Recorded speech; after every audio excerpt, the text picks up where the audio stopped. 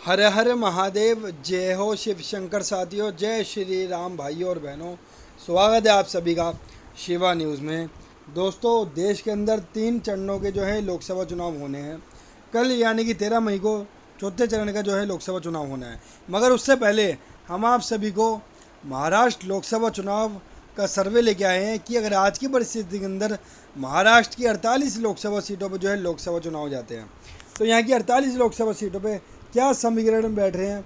क्या भारतीय जनता पार्टी का एनडीए गठबंधन, जिसके अंदर खुद बीजेपी, एकनाथ शिंदे की नकली शिवसेना और अजित पवार की नकली एनसीपी शामिल है, क्या वो 2019 के तरह 2024 में ज़बरदस्त परफॉर्मेंस जो कर पाएगा, या फिर इस बार कांग्रेस पार्टी जो कि इंडिया गठबंधन के साथ महाराष्ट्र के अंदर लोकसभा चुनाव लड़ रही है। महाराष्ट्र के अंदर जिन्हें महाविकास आघाड़ी के नाम से जाना जाता है, लेकिन नेशनल लेवल पर इंडिया नाम से जाना जाता है, तो क्या कांग्रेस उद्धव ठाकरे जी की असली शिवसेना, शरद पवार जी की असली एनसीपी क्या इस बार जो है कमाल करने वाली है महाराष्ट्र लोकसभा चुनावों के अंदर, और साथ ही साथ अन्य राजनीतिक दलों की क्या परिस्थिति रहेगी, इन सब के बारे में हम मिलकर बात करेंगे। तो जल्दी से शुरू करते हैं अपनी इस खास वीडियो को।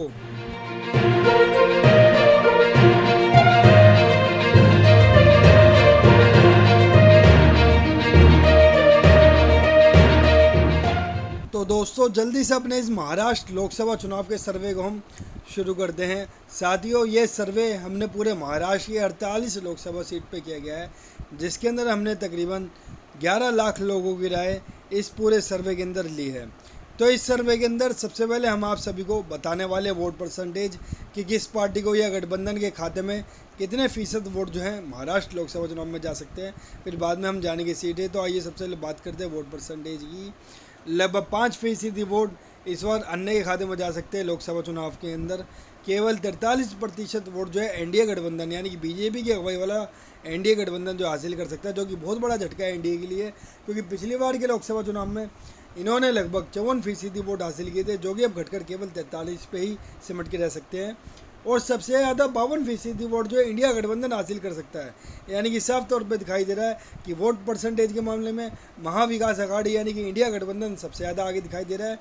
लगभग 9% वोटों की बहुत ही बड़ी बढ़त इंडिया ने एनडीए गठबंधन के ऊपर बना के रख रखी है। तो दोस्तों, ये तो बात थी वोट परसेंटेज की, जिसमें साफ तौर पे दिखाई दे रहा है कि इंडिया गठबंधन को आने वाले लोकसभा चुनाव में महाराष्ट्र के अंदर बहुत ज़बरदस्त एडवांटेज जो मिल सकता है बीजेपी और एनडीए के मुकाबले। अब बात करते हैं कि अगर इस वोट परसेंटेज को हम सीटों में कन्वर्ट करते हैं, ट्रांसलेट करते हैं, तो महाराष्ट्र की 48 लोकसभा सीटें में से कितनी लोकसभा सीटें कांग्रेस की अगुवाई वाला इंडिया अलायंस हासिल कर सकता है, बीजेपी की अगुवाई वाला एनडीए हासिल कर सकता है, और कितनी सीटें जो है अन्य के खाते में जो है इस बार महाराष्ट्र लोकसभा चुनावों में जा सकती है। अगर आज की डेट के अंदर महाराष्ट्र के अंदर लोकसभा चुनाव हो जाए, तो महाराष्ट्र के अंदर अन्य राजनीतिक दलों का इस बार चुनावों में खाता भी खुलता हुआ नजर नहीं आ रहा है। केवल 7 सीट पे पूरा एनडीए गठबंधन का, बीजेपी के गठबंधन का पूरे महाराष्ट्र के अंदर जो सफाया हो सकता है, जो कि बहुत बड़ा और ज़बरदस्त झटका है बीजेपी के लिए, क्योंकि पिछली बार के लोकसभा चुनाव में इन्होंने यहाँ से महाराष्ट्र से 48 में से 42 लोकसभा सीटें हासिल की थी, जो कि अब घटकर केवल सिमट कर 7 सीटों पर ही सिमट के रह सकता है।